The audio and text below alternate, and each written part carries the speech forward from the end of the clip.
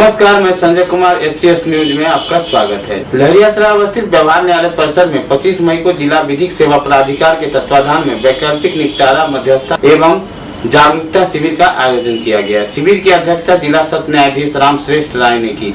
इस मौके पर अपर सत्र न्यायाधीश सुरेंद्र प्रसाद पांडे, CGM पीयूष कमल दीक्षित, जिला विधिक सेवा प्राधिकार के सचिव राजीव रोशन, वरीय पुलिस अधीक्षक उपेंद्र शर्मा, महासचिव इंदु शेखर मिश्रा, लोक अभियोजक विनय कुमार सिंह सहित दंडाधिकारी एवं अधिवक्तागण मौजूद थे। पहले उनको सारी बातों को सुनता है, उनकी जो कठिनाई है उनको ये समाधान करने के बिंदु पर में पूरी तरह से उनको कन्विंस किया जाता है। आप देखेंगे कि जितने भी ये एक्ट में था, पहले भी था, कॉम्प्रोमाइज की बात होती थी, काउंसिलिंग की बात होती थी, रिकॉन्सिलिएशन, कॉम्प्रोमाइज और काउंसिलिंग, ये तीनों से हट करके मीडिएशन है। जैसे कि फैमिली कोर्ट एक्ट हुआ, हिंदू मैरिज एक्ट हुआ, ये सब होता है। तो उस व्यवस्था को लागू करने के लिए जब जाते हैं तो समय कम मीडिएशन में है कि आप 3 बैठक 4 बैठक करके और हर तरह से उनको कन्विंस करें। तो ऐसा अंतर है। और जब पाश्चात्य में, विदेश में ये 90% सक्सेस हुआ, तो हमारे यहाँ भी CPC ने अमेंडमेंट करके इस व्यवस्था को लागू की गई है। यद्यपि ये हम समझते हैं कि बड़े बड़े शहर में बहुत ही आगे बढ़ चुका है, हमारे यहाँ इसकी जागरूकता की कमी है, इसलिए लोग अभी तक इसमें पूरी तरह से अपनी भागीदारी नहीं दे रहे हैं।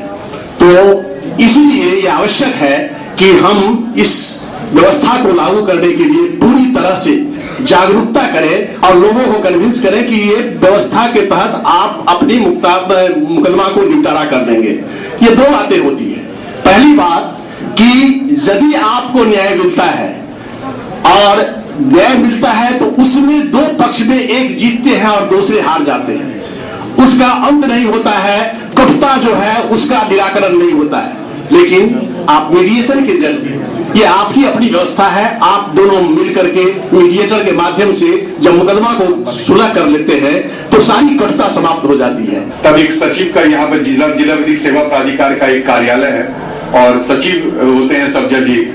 तो एक आप पिटीशन देंगे और कहेंगे कि जो ये अमुक व्यक्ति से मेरा ये झंझट है, विवाद है, और उसके बाद वो नोटिस उनको करता है। अगर दोनों पक्ष एग्री कर जाते हैं तब या तो कंटिन्यूअस लोक अदालत या मेगा लोक अदालत इत्यादि में भेज देता है। यही तरीका है जब प्री लिटिगेशन मामलों का। और जो पोस्ट लिटिगेशन, अगर किसी न्यायालय में कोई बात लंबित है तब वहीं पर आपको आवेदन देना पड़ेगा और वो कंपाउंडेबल केसेस होंगे या सिविल सूट्स होंगे। और जैसे डाइवोर्स का केस नहीं हो सकता है तो और केसेस जो सिविल सूट्स होंगे, अगर वो कानूनी रूप से हो सकते हैं तब न्यायालय वो सचिव जिला विधिक सेवा प्राधिकार के द्वारा उस मेगा लोक अदालत में या कंटिन्यूअस लोक अदालत में भेजेंगे। और कंटिन्यूअस लोक अदालत अनवरत चलता ही रहता है। ये 2 पद्धति है जिसके द्वारा आप लोग वादों का निस्तार करवा सकते हैं। हमारे साथ मौजूद हैं। तो एक अधिवक्ता का होता है, अगर आज अधिवक्ता चाह ले तो अपने क्लाइंट को समझाएंगे, उन्हें उस ओर ले जाएंगे, कहेंगे कि नहीं मीडिएशन में जाओ, इससे तुम्हें लाभ होगा। जैसे हमारे जिला एवं सत्र न्यायाधीश महोदय बहुत सारे केसेस में मैं डेली देखता हूं, उनके इजलास में बैठ के कार्य करने का जो अनुभव हुआ है, मैं देखता हूं कि ये एक ट्रेंड मीडिएशन से भी, मीडिएटर से भी ज्यादा आगे बढ़ के और उस मामले को न्यायालय में ही दोनों पक्ष को खड़ा करके और मन मिला के उसको डिस्पोजल करने का प्रयास करते हैं और उसमें बहुत हद तक कामयाबी भी मिली है। मैं ये डेली देखता हूं। इसलिए एक अगर कोई मीडिएटर है और वो अगर चाह रहा है और उसके बीच पहुंच जाए और वो चाह ले तो वो बहुत ही ज्यादा मुकदमे की सुनवाई बहुत ही प्रिय ढंग से, बहुत खुशनुमे वातावरण में उसकी सॉल्व हो सकती है। और इसके लिए सबसे ज्यादा किसी की जरूरत है तो हम अधिवक्ता बंधुओं की जरूरत है। और महिलाएं, आज का विषय ईशा शरीफ साहब ने कहा कि ADR के बारे में बताया जाए। ADR मेडिसन के साथ साथ ADR बताया क्या है। तो इतना मुकदमा लंबित हो गया रेगुलर कोर्ट में, करीब 3 करोड़ विलंबित है। उसके लिए न्यायाधीशों ने सोचा कि इसकी वैकल्पिक व्यवस्था निस्तार बनाई जाए।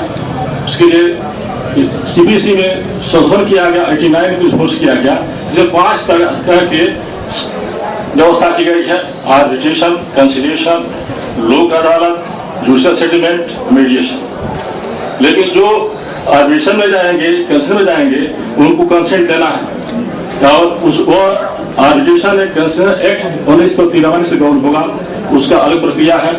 लोक अदालत का गठन DLC district legal service authority करती है, consent of state legal service authority द्वारा।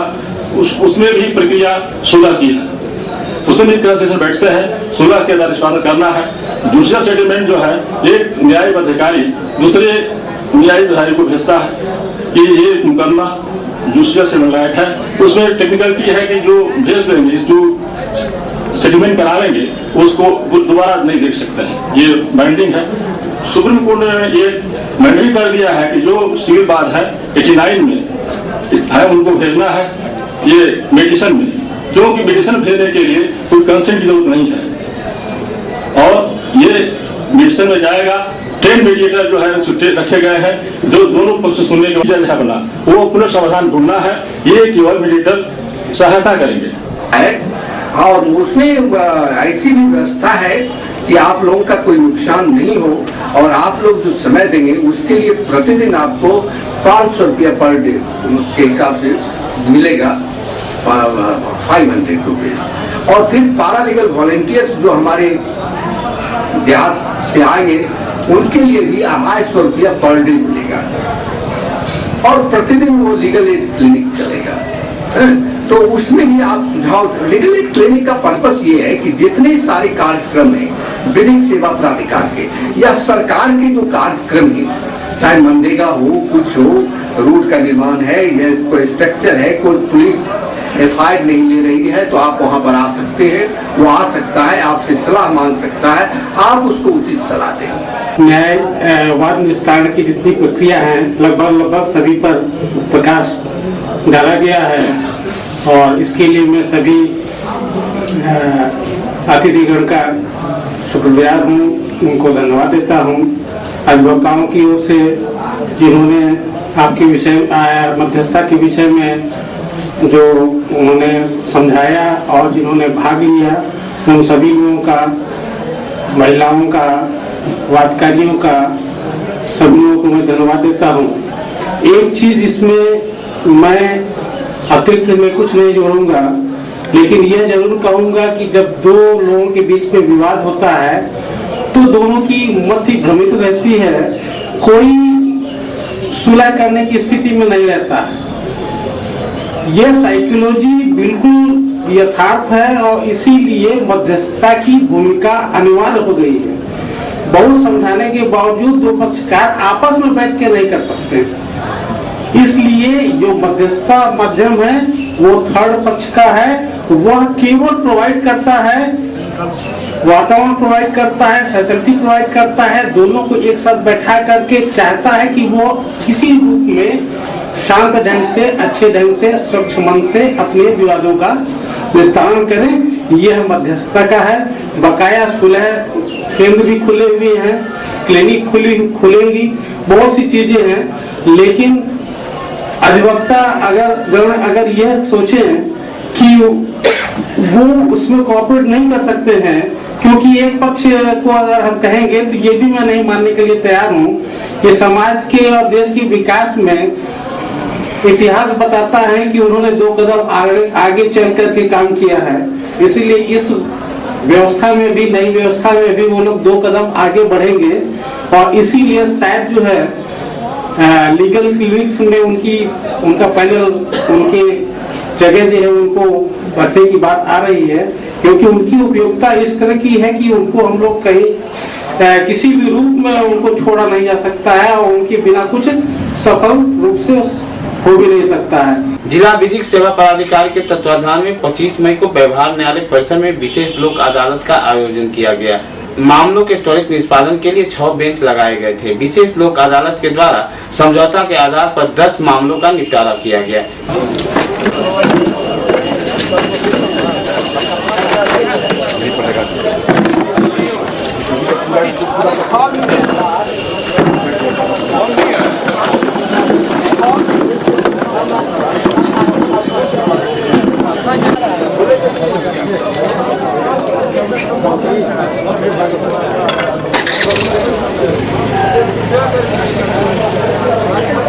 10 मिनट बैठ जाइए, सबका 1 मिनट। चंदा जी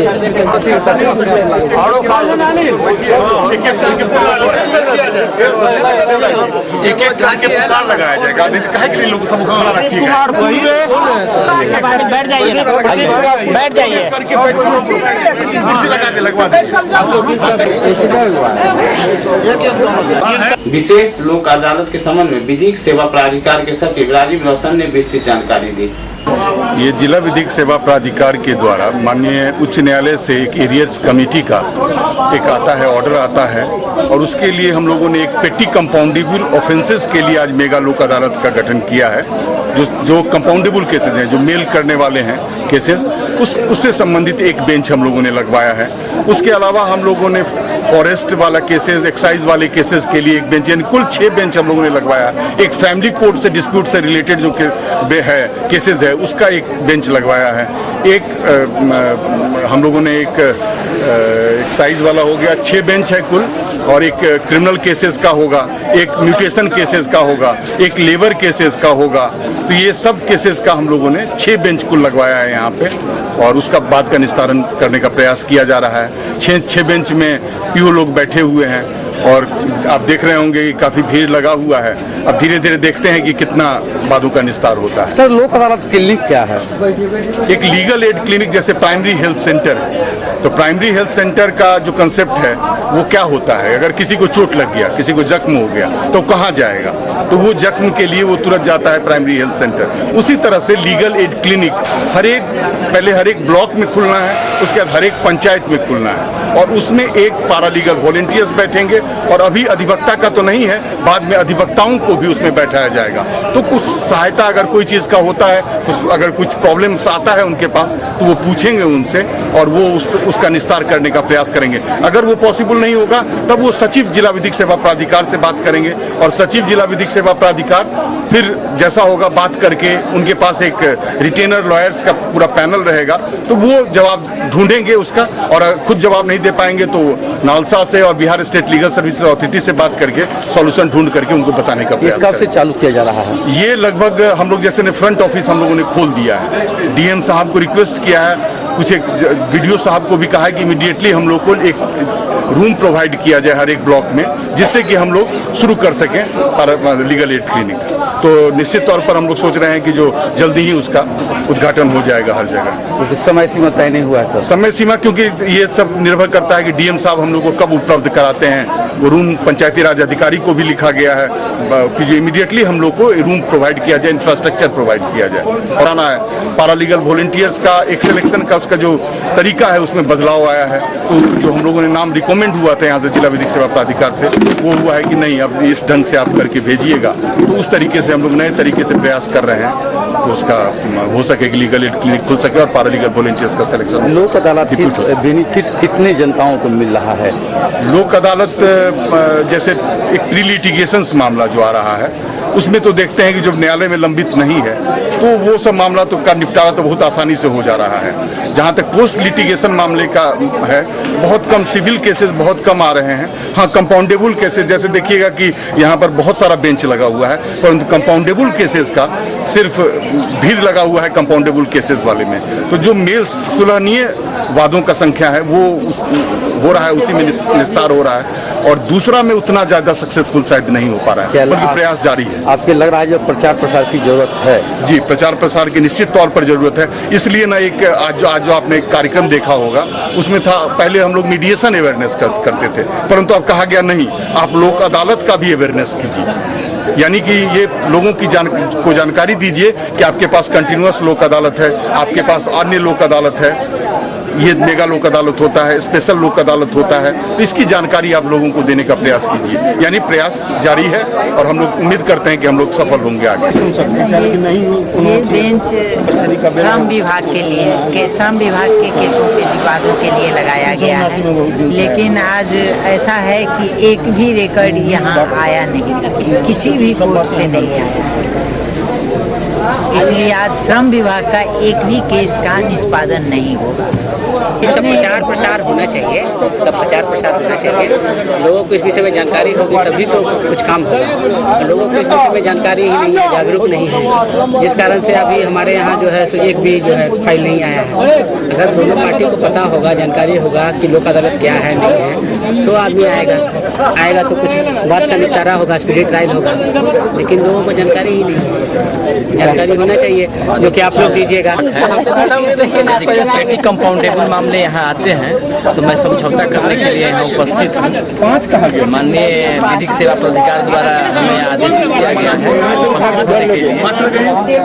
ये जो बेंच पर लगा हुआ है श्रम विभाग से मामले को निष्पादन करने के लिए, तो मैं श्रम विभाग की ओर से यहाँ उपस्थित हूँ। पेटी कंपाउंडेबल मामले यदि यहाँ आते हैं तो मैं श्रम विभाग की ओर से यहाँ उपस्थित हूँ। जहां दरभंगा के सांसद कीर्ति झा आजाद मुख्यमंत्री नीतीश कुमार के व्यवहार से क्षुब्ध हैं, वहीं मुख्यमंत्री का बचाव करते हुए दरभंगा क्षेत्र के विधान पार्षद विनोद चौधरी ने इस बातों को नकारा है। आइए आपको हम दिखाते हैं संपादक सुधांशु सिन्हा एवं विधान पार्षद विनोद चौधरी के साथ इंटरव्यू की प्रमुख झलकियां।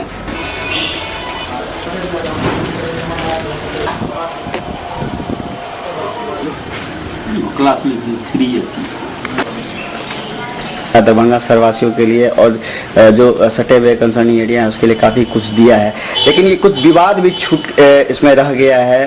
जैसा कि स्थानीय सांसद के दिया का सीधा आरोप है मुख्यमंत्री पर कि जब वो मीटिंग चल रहा था, उस मीटिंग में आप भी प्रेजेंट थे उस मीटिंग में, तो क्या कुछ ऐसा घटनाक्रम हुआ उस मीटिंग में कि आखिर सांसद इतने भड़क उठे हैं और वो उनकी जो हमला है वो दिनों दिन तेज होता जा रहा है। उनका जो बयान है वो बयान की जो तीखापन है वह काफ़ी तेजी से बढ़ता चला जा रहा है। क्या कहना चाहेंगे इस पर जदयू के विधान पार्षद होने के नाते आप?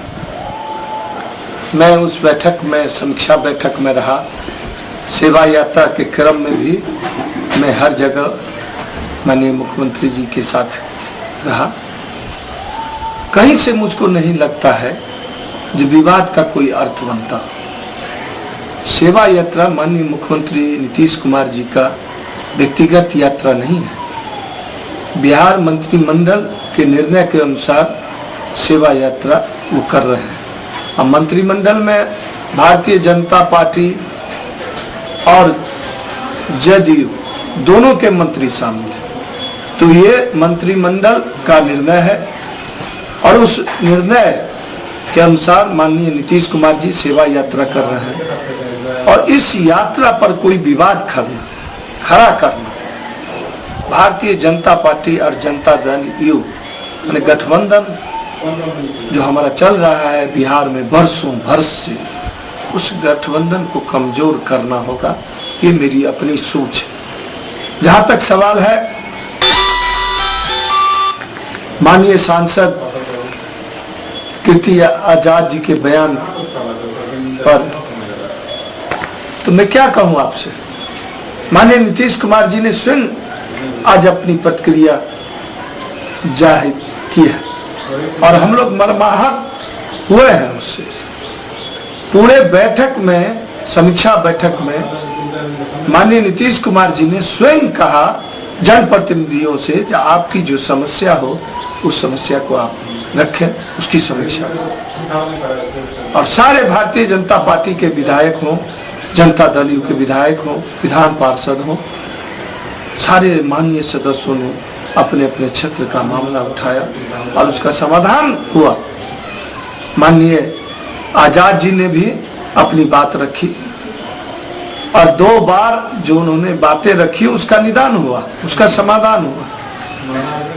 लेकिन अंत में जब माननीय नीतीश कुमार जी करीब 3 घंटा का हो चुका था समीक्षा बैठक और जब जाने का उनका समय वक्त आ गया था, दरभंगा से विदा होने का, समीक्षा बैठक से निकलने का, तो माननीय सांसद जी का कुछ सवाल हुआ, किसी विषय के संबंध में वो जानना चाहते थे। माननीय नीतीश कुमार जी ने उनसे कहा, सिर्फ इतनी बात माननीय नीतीश कुमार जी ने कहा, जो समीक्षा हो गई है मैं विभाग के लोगों को निर्देश दे रहा हूँ, आपको कुछ बचा रह गया तो विभाग के लोग यहाँ रहेंगे, आप उनसे जानकारी ले लीजिएगा।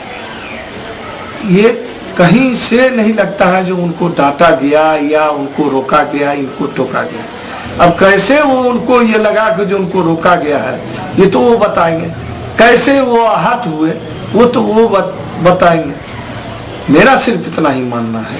नहीं, सांसद का सीधा सीधा आरोप है, सुबह में जो बयान आया था उसमें कुछ उनकी बातें थी कि उसमें ये कर दिया गया, लेकिन फिर एक कार्यक्रम था, राम जानकी नवमी कार्यक्रम था, जिस कार्यक्रम में आप भी थे, आप निकल चुके थे। फिर उन्होंने एक बयान दिया था वहाँ पे कि मोदी की पोस्टर लगी हुई थी। हम लोगों ने वो खबर भी बनाई थी, कुछ दिन पहले खबर बनाई थी, और आप ही का बाइट उसमें हमारा चला था, चैनल पे भी चला था। उस संदर्भ से उन्होंने इस प्रकरण को जोड़ा है कि हो सकता है कि उस बात से उन्हें खींच थी और उसी के भड़ास उन्होंने मीटिंग में निकाली है। तो ये मोदी और नीतीश का जो प्रकरण है, या कि क्या मतलब रंग ला रहा है, वही चीज स्थानीय स्तर पे भी जदयू और ये बिहार की जनता जानती है, माननीय नीतीश कुमार जी को विरोधी दल के लोग भी उन पर सीधा प्रहार करते हैं, बावजूद उनको खींच या गुस्सा नहीं होता है। और वो कहते हैं जो राजनीतिक प्रक्रिया है,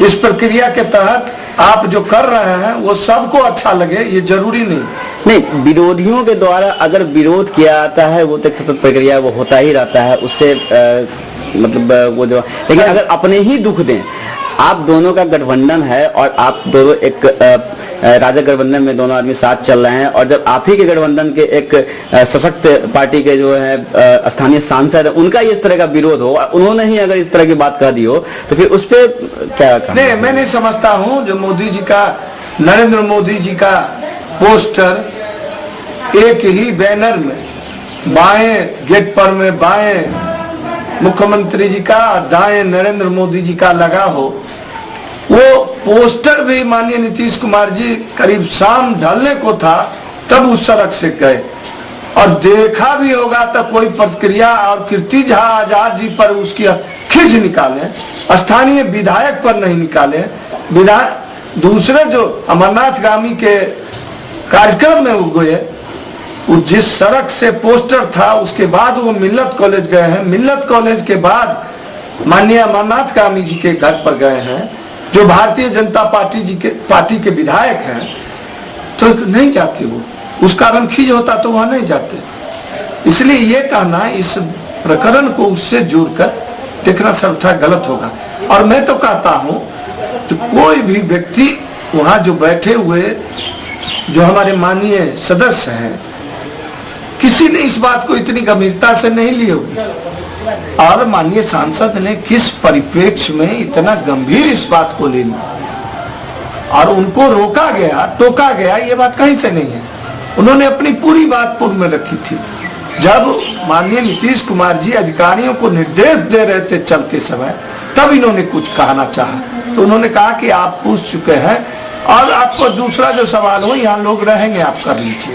ये साधारण बात है, उनको जाना था, समय हो गया था, हेलीकॉप्टर उड़ नहीं सकता था, इसके कारण उन्होंने कहा होगा, कहीं से गंभीर बात नहीं। और भारतीय जनता पार्टी और जनता दल का बरसों बरस से जो गठबंधन है, इन बातों पर प्रतिक्रिया सार्वजनिक रूप से देने से गठबंधन पर असर होता है इसका। तो मैंने सिर्फ इतना, सारे लोगों से, मैं अपने दल के लोगों को भी मैं कहता हूं, जो गठबंधन धर्म की मर्यादा का पालन करे, उस मर्यादा के अंदर आप रहें। कोई बात हो तो आपस में हम लोग बैठ के विचार करें। सार्वजनिक रूप से बयान आ जाता है, मीडिया के माध्यम से बयान सुनने को मिलता है बार बार के, मीडिया के उनको कोई कष्ट हुआ या हमको कोई कष्ट हो तो हम बैठ के तय कर सकते हैं, लेकिन मीडिया के द्वारा, मीडिया के माध्यम तक मुझसे खबर आई जो कीर्ति झा आजाद माननीय सांसद को कष्ट पहुंचा मुख्यमंत्री जी के व्यवहार से, तो ये हमको लगता है ये ऐसा नहीं होना चाहिए। नहीं, घर की बातें अगर बाहर चली जाए तो उसे कहा जाता है कि ये घर में कुछ ठीक ठाक नहीं चल रहा है, तो निश्चित तौर पे ये जो अभी दिख रहा है कि ये बातें मीडिया के माध्यम से आ रही है कि किसी सांसद जो है विरोध कर रहा है, इस तरह से बातें हो रही हैं, तो क्या लग रहा है कि ये क्या इलेक्शन जो 14 आने वाला है वो ठीक ठाक नहीं हो चलेगा? एकदम ठीक ठाक चलेगा। और ये छोटी छोटी बातें हैं, हमारा नेतृत्व इतना सक्षम है, बीजेपी का हो या जनता दल यू का, और सबसे ऊपर माननीय नीतीश कुमार जी इतने सक्षम नेतृत्व करता है जो सेकंड में अपने दल के कार्यकर्ताओं को वो सीधा रख सकते हैं, सीधा उसको दिशा निर्देश मिलता है। इसलिए ये सब मामूली बात है, हो गया। मैं दोनों दल के नेताओं से कार्यकर्ता तो नेता की भावना देखता है और उस भावना के अनुरूप उसको ठेस पहुंचता है या खुशी होती है। तो ये हुआ। और मैं आपके माध्यम से एक ही निवेदन करना चाहता हूं, माननीय नीतीश कुमार जी जो बिहार का विकास कर रहे हैं और जिस गति से विकास हो रहा है, सेवा यात्रा अभी हुआ दरभंगा में 400-450 करोड़ से ऊपर की योजना का उद्घाटन हुआ, शिलान्यास हुआ। ये किसका विकास हो रहा है? मिथिलांचल का विकास हो रहा है। और सेवा यात्रा को किसी तरह से हवा 371 के अंतर्गत मिथिला राज्य की मांग को भी उन्होंने इस मुद्दे से जोड़ा है, उस पर क्या कहना चाहेंगे आप? मेरे पार्टी के एजेंडा में मिथिलांचल का विकास, मैथिली का विकास ये है और मैं इसके लिए हमेशा प्रयासरत रहा हूं। जब मेरी पार्टी के एजेंडा पर अलग अलग राज्यों का या छोटे राज्यों के गठन की बात होगी, तब मैं मिथिलांचल के बारे में, मिथिला भी छोटा राज्य हो, विकास हो, वो बात उठाऊंगा। लेकिन अभी हमारे लिए मिथिलांचल का विकास, मैथिली का विकास अहम है। बहादुरपुर प्रखंड कार्यालय परिसर में 25 मई को बहादुरपुर प्रखंड विकास पदाधिकारी रीता कुमारी द्वारा इंदिरा आवास के द्वितीय किस्त का भुगतान बैंक के एडवाइस के माध्यम से 500 लाभुकों के बीच उनके खातों में ट्रांसफर कर किया गया। इस संबंध में एससीएस संवाददाता दिलीप झा को प्रखंड विकास पदाधिकारी रीता कुमारी ने विस्तृत जानकारी दी। इंदिरा आवास के द्वितीय किस्त की भुगतान हो रहा है और किस सत्र का हो रहा है, कितना अमाउंट के एडवाइस बैंक भेज रहे हैं? ये हम 2008, 9, 9, 10, 10, 11 और 11, 12 का कर रहे हैं। इसमें 15,000 और 11,000 की राशि है, वो हम लोग एडवाइस के माध्यम से संबंधित बैंक के खाता में डालते हैं। क्या किस तरह से ये मकान बन के पूर्ण हो गया है, क्या इसका स्थिति? हाँ, ये वसुधा केंद्र और पंचायत सचिव के द्वारा सभी जगह से लाया गया है। इस पर कहीं कहीं दोनों का ज्वाइंट सिग्नेचर भी है और कहीं कहीं केवल पंचायत सचिव का भी है। तो चूंकि कैंप है और इसमें हमें करना है और बहुत ही जन आक्रोश का सामना करना पड़ रहा है। ये हमारे बहुत सारे पूर्व वीडियो के आवर का भी पेंडिंग है यहाँ पर। तो सभी को देखते हुए हम लोग जहाँ तक संभव है जो बन गया है उसको दे रहे हैं।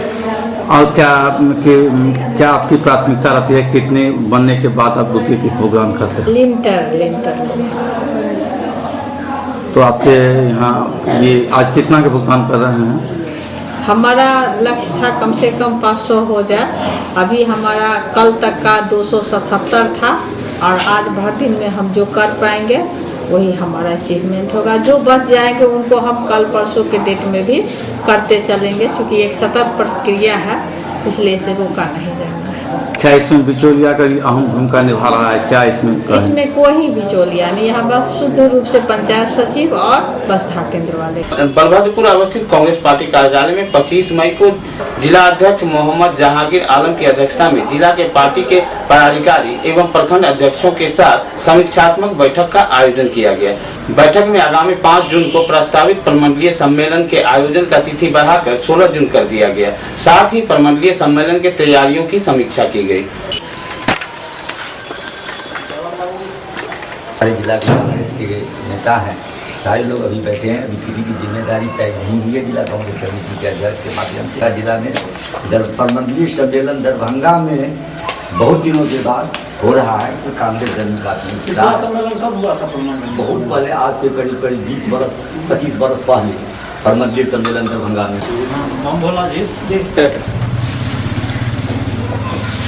किस उद्देश्य के लिए बैठक किया गया, क्या उद्देश्य?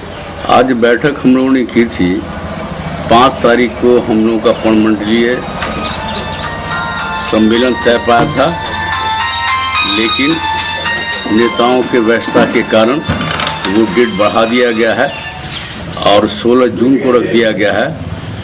एक्चुअली आज की मीटिंग हम लोगों ने 5 तारीख की तैयारी के लिए रखा था, तो अब चूंकि समय नहीं है तो उस मीटिंग जो 5 तारीख की मीटिंग थी, इसी में हम लोग 16 तारीख की मीटिंग के संबंध में विचार विमर्श कर रहे हैं कि किस तरह से इस सम्मेलन को ज़्यादा से ज़्यादा कामयाब किया जाए, जिसके संबंध में हम लोग आज मीटिंग कर रहे हैं। दरभंगा प्रमंडलीय सम्मेलन सफल आयोजन के लिए अध्यक्ष जी ने आज की जिला कांग्रेस कमेटी के पदाधिकारियों, प्रखंड अध्यक्षों एवं जिला के वरिष्ठ कांग्रेस नेतागणों की एक बैठक बुलाई थी कि जिसमें हम लोग 5 तारीख के संदर्भ में, लेकिन अब प्रदेश नेतृत्व ने 16 जून तारीख तय कर दिए हैं, उसी की सफलता के लिए आज बैठक बुलाई गई। तो उसी बैठक में हम लोग उपस्थित हैं, उसमें विचार विमर्श कर रहे हैं कि कैसे इसको सफल बनाया जाए। आज हम कांग्रेस जन जिलाध्यक्ष जी के निर्देशानुसार बैठक में सभी जिला के वरिष्ठ कांग्रेस जन, प्रखंड के अध्यक्षगण उपस्थित हैं एवं प्रमंडलीय स्तर की सभा होनी थी जो 5 तारीख के बदले अब 16 जून को होगी। उसी की तैयारी के लिए हम लोग बैठे हैं एवं बूथ कमेटी का भी पूरे जिला में बूथ कमेटी का गठन किया जा रहा है। उसके लिए भी, उसके मॉनिटरिंग के लिए भी हम लोग बैठक कर रहे हैं, क्योंकि 15 जून तक उसे भी फाइनल रूप से जमा करना है। दोनों अध्यक्ष महोदय के आदेशानुसार 5 तारीख को 5 जून को जो प्रमंडलीय वर्ग कार्यकर्ता की मीटिंग होने वाली थी, उसी की तैयारी के समक्ष हम लोग जितने कांग्रेस कार्यकर्ता हैं और वरिष्ठ कांग्रेस जन है वो लोग उपस्थित हुए, उसी पर विचार विमर्श कर रहे हैं। और वो जो है 5 को बदले 16 जून को होगी। सरकार निर्देशानुसार हम लोग जितने भी यहाँ वरिष्ठ कांग्रेस जन लोग हैं, सबकी बैठक हुई है, जिसमें ये जो मीटिंग जो 16 तारीख को मतलब पोस्टपोन होने के बाद 16 का जो डेट रखा गया है, उसी के संदर्भ में हम लोग विचार विमर्श कर रहे हैं। तो उसी के मतलब एजेंडा क्या होगा, कार्यक्रम कैसे होगा, उसी के संदर्भ में कुछ प्रदेश प्रखंड अध्यक्ष लोग भी आए हुए हैं और जिले के कांग्रेस के नेतागण लोग हैं, सब विचार विमर्श कर रहे हैं। बलदेवपुर में एकत्रित हुए हैं अपने जिलाध्यक्ष डॉक्टर जहांगीर आलम जी की अध्यक्षता में आगामी प्रमंडलीय सम्मेलन के आयोजन को सफल करने के लिए संयोग से कल ये तिथि में परिवर्तन किया गया है। एक महाराजगंज चुनाव के कारण, दूसरी ये बूथ कमेटी को 10 तारीख तक कंप्लीट करना है। इस कारण से अब यह सम्मेलन 16 तारीख को निर्धारित किया गया है और हम सभी लोग, चाहे वो प्रखंड अध्यक्ष हों, स्टेट डेलीगेट हों, जिला के अन्य पदाधिकारी हों, अपने जिला अध्यक्ष जहांगीर आलम जी के नेतृत्व में संगठित होकर संगठन के मजबूती को अगले प्रमंडलीय सम्मेलन में प्रदर्शित करेंगे। बिहार में अगर निजी विश्वविद्यालय खुलती है तो बिहार के छात्रों की स्थिति क्या होगी? क्या बिहार की शिक्षा पद्धति में सुधार होगा या नहीं? इस विषय पर हमारे संवाददाता बीरू ने बिहार प्रदेश के शिक्षक एवं कर्मचारी महासंघ के प्रदेश अध्यक्ष गंगा प्रसाद झा से बात की। आइए आपको सुनाते हैं बातचीत के प्रमुख अंश। सर, हाल फिलहाल में राज्य सरकार द्वारा एक अध्यादेश जारी हुआ है जो निजी विश्वविद्यालय खोलने को लेकर, लेकिन वहीं दूसरी तरफ से अगर देखा जाए तो वर्तमान में जो बिहार में जितने सारे विश्वविद्यालय हैं या महाविद्यालय हैं, उसकी क्या स्थिति है सरकार भी जानती है। एक शिक्षक नहीं है, अगर महाविद्यालय है तो वहाँ भी शिक्षक नहीं है, विश्वविद्यालय की स्थिति क्या है वो सारे लोग जानते हैं। तो कहाँ तक सर ये उचित है निजी विश्वविद्यालय की स्थापना? निजी विश्वविद्यालय की स्थापना बिल्कुल ही अनुचित है और निजी विश्वविद्यालय में जो पढ़ाई का शर्त है और उसका जो फी है वो आम जनता के औकात से बाहर की बात है। इसलिए हमारा संगठन इस निजी विश्वविद्यालय विधेयक और कानून का हम विरोध करते हैं और सरकार से मांग करते हैं कि सरकारी विश्वविद्यालय जो बिहार के अंदर है उसमें जो वर्षों से कठिनाइयाँ हो गई है और उसमें वो आमूलचूल परिवर्तन करे। शिक्षक और शिक्षकेतर कर्मचारी संगठन से बात करके छात्रों की पढ़ाई की व्यवस्था कैसे सुदृढ़ हो, इस पर सुझाव ले और उसको अमली जमा करे। हमारा राज्य सरकार से यह भी अनुरोध है कि साहब 86 से लेकर के अभी तक राज्य सरकार अंगीभूत महाविद्यालय और विश्वविद्यालय के लिए जो पूर्व में कंटीजेंसी ग्रांट मिलता था, जिससे लेबोरेटरी, लाइब्रेरी, कार्यालय एवं अन्य आवश्यक कार्य, पत्राचार, ऑफिस में जो विभिन्न तरह के कागजात खरीदे जाते हैं, इन सबों में पैसा जो आता था वो बंद है, उसको चालू करे। और जो अभी परिस्थिति है और जितना विकास की बात मुख्यमंत्री जी करते हैं, उस लायक बिहार के कॉलेज को, उसके लाइब्रेरी को, उसके लेबोरेटरी को डेवलप करें, तभी आम छात्रों का विकास हो सकेगा। और बिहार में निजी विश्वविद्यालय की स्थापना करके वो सरकारी विश्वविद्यालय को मरणासन स्थिति में देखना चाहते हैं। हम चाहते हैं कि ये निजी विश्वविद्यालय बनाने की होड़ और इस पर में जो सरकार का जो दिलचस्पी है वो उससे हटा करके सरकारी विश्वविद्यालय को वो मजबूत करे और उसके जो ढांचागत बातें हैं उसमें जो खामियां हैं उसको दूर। सर एक बात बताइए कि ऐसी क्या परिस्थिति पड़ी कि वर्तमान में विश्वविद्यालय की जो विश्वविद्यालय है उसके एवज में निजी, ये विश्व बैंक की नीति है, ये अमेरिका की नीति है कि साहब जितने भी सरकारी चीजें हैं उसको समाप्त करके सारे मल्टीनेशनल कंपनीज को और सारे प्राइवेट मैनेजमेंट के हाथ में दे करके आम लोगों का शोषण करे।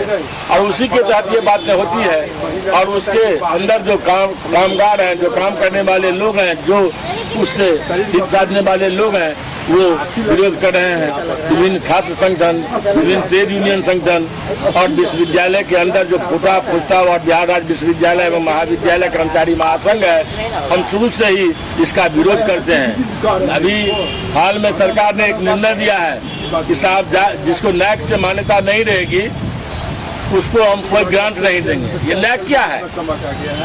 ये नैक बिल्कुल ही प्राइवेट कंपनी, प्राइवेट मैनेजमेंट के द्वारा एक सूत्र बनाया गया है और उसमें जो देहात में जो कॉलेज अवस्थित है उसको बंद करने की एक साजिश है और कुछ चुनिंदा कॉलेज को अपग्रेड करके और उसी को वो संबल प्रदान करने की बात कर रहे हैं और अन्य जगहों के शिक्षण संस्थानों को बंद करने की बात है। एक षड्यंत्र है जिसका हम विरोध करते हैं। सर एक बात बताया जाए, बिहार सारे लोग जानते हैं कि बिहार गरीब प्रदेश है, अभी कुछ विकास हुए हैं बिहार की जैसा कि लोगों का कहना है। तो सर ये क्या आपको लग रहा है कि बिहार के छात्र अगर निजी विश्वविद्यालय की स्थापना होती है तो बिहार के छात्र क्या उसमें नामांकन ले सकेंगे? तो पहले ही कहे कि जो बिहार ही नहीं कहीं भी निजी विश्वविद्यालय में माने गरीब अभिभावक जो हैं उनके बच्चे किसी भी स्थिति में नहीं पढ़ सकते हैं। किसी भी निजी विश्वविद्यालय का ट्यूशन फीस साल में 1.5 लाख रुपया से कम नहीं है, जो आम लोगों के बूते के बाहर की बात है। तो क्या इसके लिए आप एक संगठन के बड़े में नेता हैं, बिहार स्तर के नेता हैं, तो क्या सीधा इसके सरकार पर विरोध अपना? हम लोग इसका पूरा विरोध करते हैं और सरकार से आग्रह करते हैं कि ये जो आप प्राइवेट यूनिवर्सिटी की बात कर रहे हैं और उसके लिए जो विधेयक पास करके और देश विदेश के मल्टीनेशनल कंपनी को बुलावा दे रहे हैं, इस पर में आप प्रतिबंध लगाइए, इस पर में रोक लगाइए और इस कानून में बदलाव कीजिए। सेंट्रल बैंक एसोसिएशन द्वारा बैंक के अग्रणी नेता कामरेड तारकेश्वर चक्रवर्ती के पुण्यतिथि के अवसर पर 25 मई को सेंट्रल बैंक ऑफ इंडिया के मिथिला विश्वविद्यालय शाखा द्वारा बैंक परिसर में निःशुल्क स्वास्थ्य जांच शिविर का आयोजन किया गया। उनका नाश्ता नहीं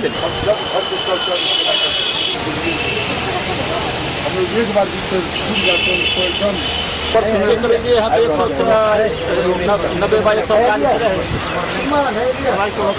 दवाई खाई चाहिए दूटा खाई चाहिए एनाफिलेक्सी और एनाफिलेक्सी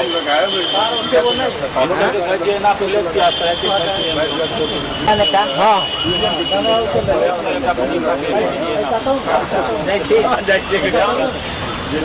सब दिला देंगे तो जोड़ोगे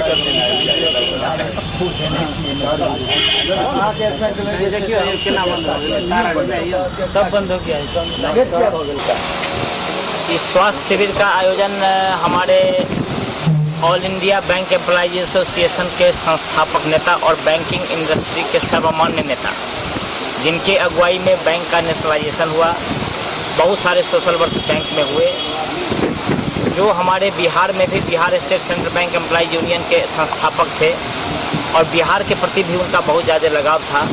तो पूरे भारतवर्ष में हमारे दोनों संगठन All India Central Bank employees federation और All India Central Bank officer association ने यह डिसाइड किया कि इनके पुण्यतिथि 2 मई और जन्मतिथि 2 जून, इसके बीच का जो 1 महीने का समय है उसमें पूरे भारतवर्ष में सोशल फंक्शंस आयोजित किए जाएंगे।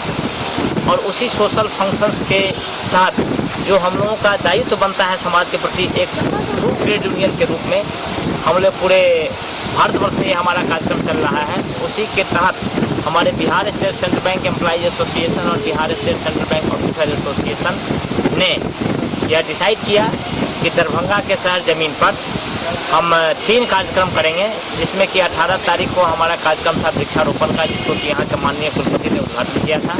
और आज हमारा सेकंड कार्यक्रम है, जिस कार्यक्रम में ये आंतरिक प्रबंधक श्री SK राय ने उद्घाटन किया और हमारे यहाँ के क्षेत्रीय प्रबंधक PK सिंह इसमें शिरकत किए और प्रमुख चिकित्सक जो ऑर्थोपेडिशियन हैं डॉक्टर RV खेतान वह मुख्य अतिथि के रूप में इसमें उपस्थित थे और जाने माने चिकित्सक डॉक्टर सुबोध कुमार मिश्रा, डॉक्टर मिहिर चंद्रा और का जांच होगा। और हमारे ऑर्गेनाइजेशन के द्वारा जो सोशल वर्क किए जा रहे हैं उसी के तत्वावधान में हमने यह कार्यक्रम आज आयोजित किया। सर आज ये कार्यक्रम यह कार्यक्रम एक बहुत ही अच्छा और एक बहुत नोबल कॉज के लिए यह सब किया जा रहा है और इसके तहत जो है समाज के जो है तो ऐसे लोगों को जो स्वास्थ्य समस्याओं से गुजर रहे हैं उनके लिए जो है एक वरदान के रूप में जो ये होगा। क्या नाम है सर आपका? मेरा नाम हुआ डॉक्टर मिहिर चंद्रा। जब रहते हैं सामाजिक कार्यक्रम में क्या आयोजन है, क्या कहेंगे? जैसा कि आपको मालूम है कि all India bank employees association के संस्थापक कॉमरेड तारकेश्वर चक्रवर्ती, जिनका जन्म 2 मई को हुआ था और मतलब पुण्यतिथि 2 मई को था और जिनकी जन्म तिथि 2 जून को है, तो All India Central Bank employees federation और All India Central Bank officers association के द्वारा शिमला में लिए गए निर्णयानुसार Bihar state Central Bank employees association और Bihar state Central Bank officers association के संयुक्त तत्वावधान में आज यह कार्यक्रम आयोजित किया गया है। इससे पहले 18 मई को यहीं पर वृक्षारोपण का कार्यक्रम किया गया था। आज फ्री मेडिकल हेल्थ चेकअप किया गया है।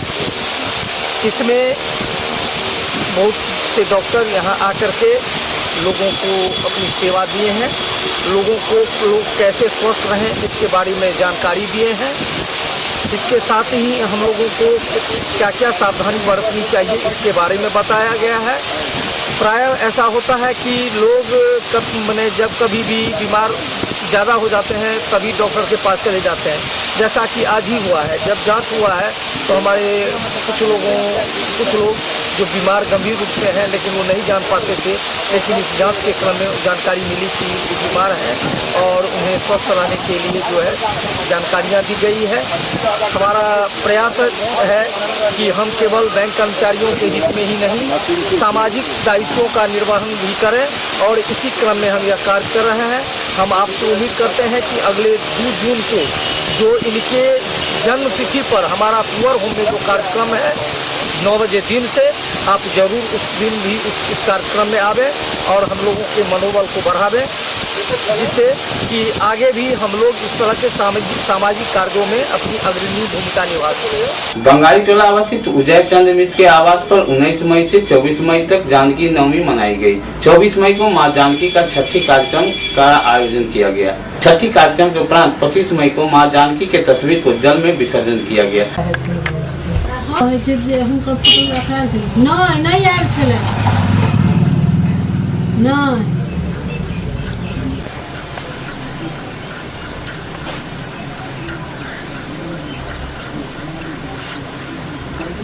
इस संबंध में उदय चंद्र मिश्रा ने बताया कि के जन्म बैसाख शुक्ल नवमी के भेल छै, तो इस साल बैसाख शुक्ल नवमी 19 मई के पड़ल। 19 मई से लऽ 24 मई तक 6 दिन तक पूजा अर्चना भेल, छठिहार भेल, रात में कार्यक्रम, और उसके बाद 19 मई के जानकी नवमी छल। 19 से 24 मई तक जैसे 6 दिन तक पूजा अर्चना चल, जाहिमे रामायण पाठ, गीता पाठ, सीतावतरण के पाठ, मैथिली रामायण के पाठ और अखंड दीप जरित रहल। दोनों साँझ आरती होइत रहल।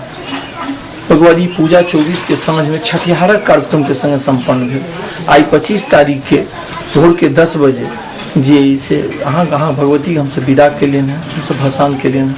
हमर सबके मानव है जे मिथिला के जे समस्या है, सामाजिक राजनीतिक जे समस्या है, आ ई विशुद्ध रूप से आध्यात्मिक काज है। एहि के बहाने एत के जन जन के जोड़ी कर एत के सर्वांगीण विकास हुई, मिथिला राज्य बने, यह परिकल्पना के संग ई काज हुई छै। जेना कहियो अहाँ के कई तिलक जे छै से महाराष्ट्र में 2टा उत्सव शुरू केने रहे। एकटा गणपति उत्सव, ताइसे लोक में आध्यात्मिक चेतना जगेलखिन, सामाजिक एकता के लेल, और दोसर उत्सव रहन जी से शिवाजी महोत्सव, शिवा महोत्सव, ताई के माध्यम से वीरता के चेतना भरने रही। तहिना हम सब जानकी उत्सव, राम जी के नाम पर तो बहुत कार्यक्रम हो जाए, कृष्ण जी के नाम पर हो जाए, राधा जी के नाम पर हो जाए, लेकिन जानकी जी के नाम पर मिथिलो में जी से बहुत कार्यक्रम नहीं हुई छै, वो छै उपेक्षित छै।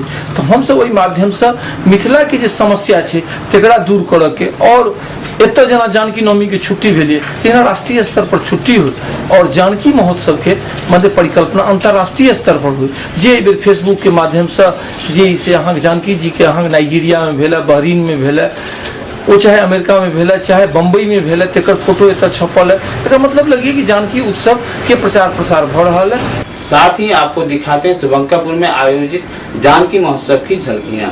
जानकी गाँव में 43 ठाम के पूजा भ रहा है। हम सब अपना गांव में काम काज कर रहे हैं। हमार गांव सही के हमारा सबटा तुचिए रहते, हम सब अतिथि से निवेदन करबें जे त्रुटि रहत ओकरा एही ठाम तक बिसरि जेबे, आ नदी के पार जहन जेबे तो ओकरा तक समस्त ग्रामीण और नगरवासी जे पंडाल में बैसल छे, हमरा पास साधना कमी है, क्षमा करब कि हमरा जना हुआ तो देखी और शांति पूर्वक हम सब देखब। इस कार्यक्रम के मिथिला संस्कृति पर आधारित धरोहर मंच के कार्यक्रम है। ख्याति प्राप्त हमरा कवि कलाकार अपने सब धैर्य पूर्वक रहे। हमर जते कार्यकर्ता छे युवा वर्ग हुनका से विशेष निवेदन, सरकार से लड़े छे। हमर मिथिला राज आइ नहीं छल, हमर मिथिला राज त्रेता युग जतेक वेद पुराण है हमारा पास, सब वेद पुराण में हमार अंकित है, और वैसा पूर्व के और जते उपनिषद और पुराण है ओहिमे अहाँके भेटत। तो हमारा सबका आजादी भेटत जे हम अपन मिथिला के आगे बढ़े। आइ मैथिली के आइ मिथिला विश्वविद्यालय में मात्र और IAS, IPS, मीडिया प्रशासन सब भेले तो सबटा भाव रह जाए तहन की होइते से देखते नगरक लोग बेलर चौकी से कोई विरोध बाबू के धन्यवाद दियो जे तन्मयता पूर्वक लाइक इतने सुंदर कार्यक्रम के आयोजन कलन है जना लोग की अपने लोग इनके विदित है आज के कार्यक्रम में अपना गांव नौटा रत्न के सम्मानित किया जाता है समाज के प्रति उनकर उत्कृष्ट योगदान के लिए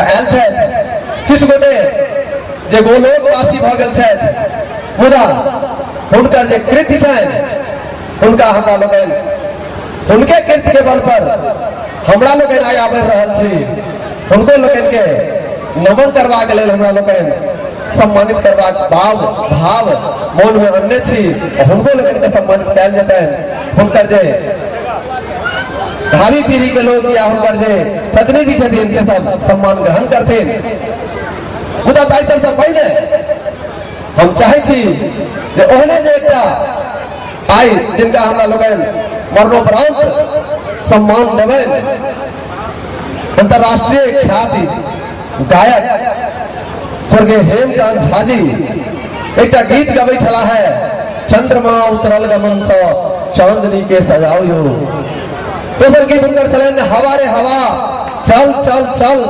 चल मिथिला में चल उनकर सम्मान के बाद जता भ रहल है कहने कालक बाद वो सम्मान है चादर टोटा सा बालाजी इनका सम्मानित करते जोरदार चौकड़ी से स्वागत करियो ओम प्रकाश खेरिया जी मिठू जी स्वागत भरा उनका भरा है और आज के क्रम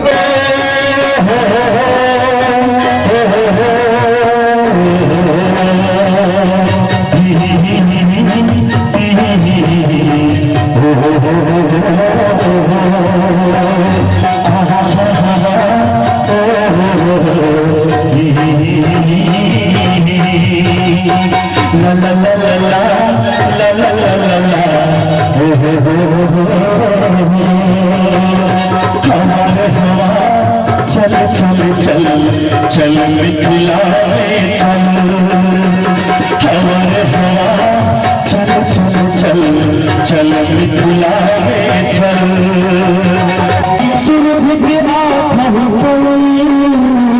हमारे हवा चल चल चल चल मिथिला चल श्रृंखला में एक क्रियाशील महापौर रहल श्री ओम प्रकाश खेरिया जी, संयोजक विनोद जी, श्री मणिकांत जी, समस्त ग्रामवासी, आबाद वृद्ध वनिता, शंभे कमलाकांत तक नमस्कार। हार्दिक एतई मिथिला मैथिली, एतई मिथिला मैथिली श्री जानकी, जतई जानकी जतई उगना, जतई विद्यापति ततई मिथिला। जानकी प्रति श्रद्धा निवेदित करें। हम हेमकांत जी के मणिकांत जी गप नहीं करते, हम गप करने लगा। हम हेमकांत जी प्रति श्रद्धा निवेदित करे छे। एक पार्टी सो हेमकांत जी ऑर्केस्ट्रा में छला, मैथिली मंच पर लावा में ककरो जो भूमिका छोड़ी करिए तो पैर होय छे, पहिरू जते के गहना झमकार कला होय छे।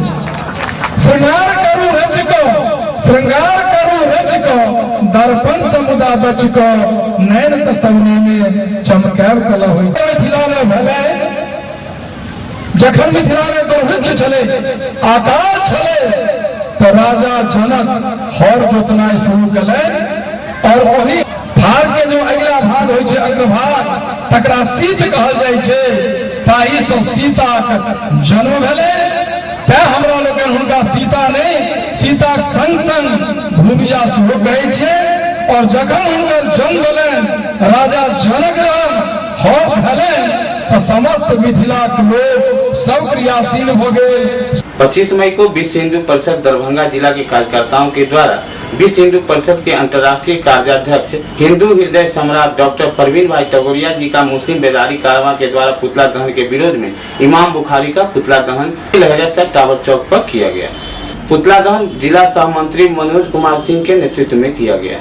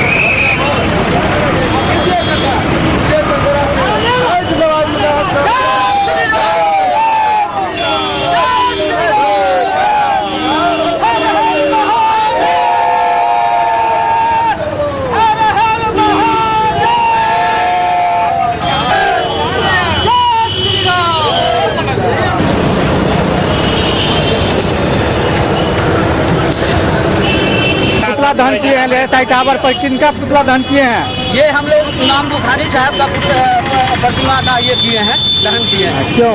ये इसलिए किए हैं कि यह देश भारतवर्ष जो है 92 करोड़ हिंदुओं का एकमात्र देश है। यहाँ के संसाधनों पर प्रथम अधिकार हम हिंदुओं का है। आज इस भारतवर्ष में हिंदुओं पर तरह तरह के अत्याचार हो रहे हैं एवं भारत दंग से चल रहे हैं। इस्लामिक आतंकवाद, बांग्लादेशी घुसपैठ, लव जिहाद एवं अन्य राष्ट्रीय समय पर कोई प्रतिक्रिया नहीं किया जाता है। उल्टे हिंदू की एकमात्र रक्षा करने वाली विश्व का संगठन विश्व हिंदू परिषद, जिसके राष्ट्रीय महासचिव डॉक्टर परवीन भाई पगड़िया साहब का कल कुछ और सामाजिक तत्वों द्वारा उनके पुतला का दहन किया गया। ये ऐसा अत्याचार हम हिंदुओं पर क्यों? हम हिंदू इस अत्याचार का बहुत विरोध करते हैं और हम हिंदू एक साथ हैं। जय श्री राम। इसी के साथ संजय कुमार को SCS न्यूज की पूरी टीम के साथ अनुमति दें। कल पुनः इसी समय मुलाकात होगी। तब तक के लिए नमस्कार।